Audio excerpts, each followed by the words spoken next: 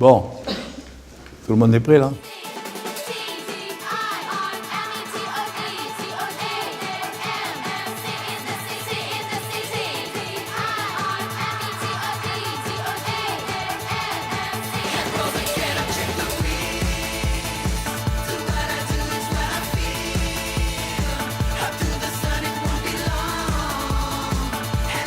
Maintenant, tous les gars qui font la guerre, ils arrivent avec des séquelles.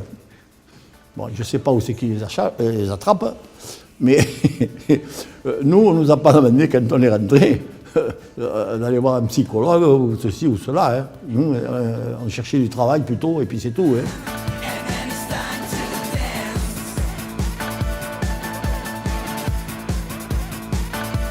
Quand les camions arrivaient, du fait que l'entrée se trouvait là, ils stationnaient tout le long, les camions là. Et les gens, ils criaient dans les camions à boire, à boire. Et mes parents, ils étaient sortis, leur donnaient à boire. Et ils avaient risqué gros, mes parents, de faire ça. Oui, ils auraient pu tuer pour ça. Oui, ils auraient pu être tués, mais ils leur avaient donné à boire.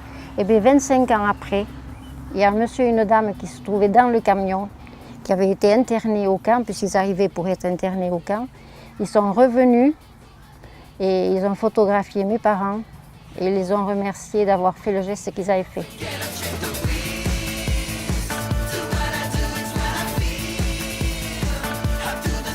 Dans l'hiver 43, on a eu tout le groupe des engelures. C'est fou les engelures, ce que ça peut faire mal. C'était affreux. Alors les gens, les paysans de la ferme, nous ont fait venir un médecin.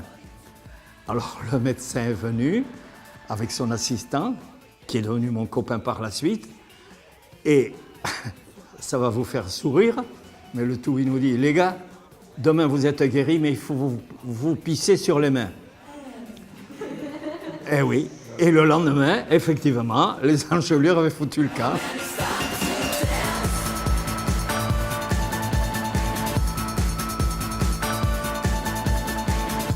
Ah, des douches, alors là, il n'y avait pas la douche. Hein.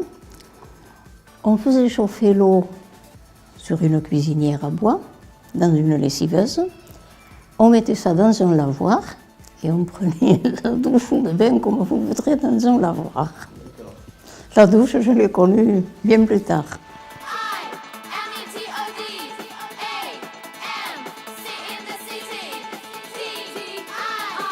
Il y avait des fils d'agriculteurs qui entassaient dans une armoire aux provisions, dans des casiers, des provisions pour leurs 4 heures, et nous, on n'avait rien. Alors, c'est surtout au collège qu'on a souffert de la faim.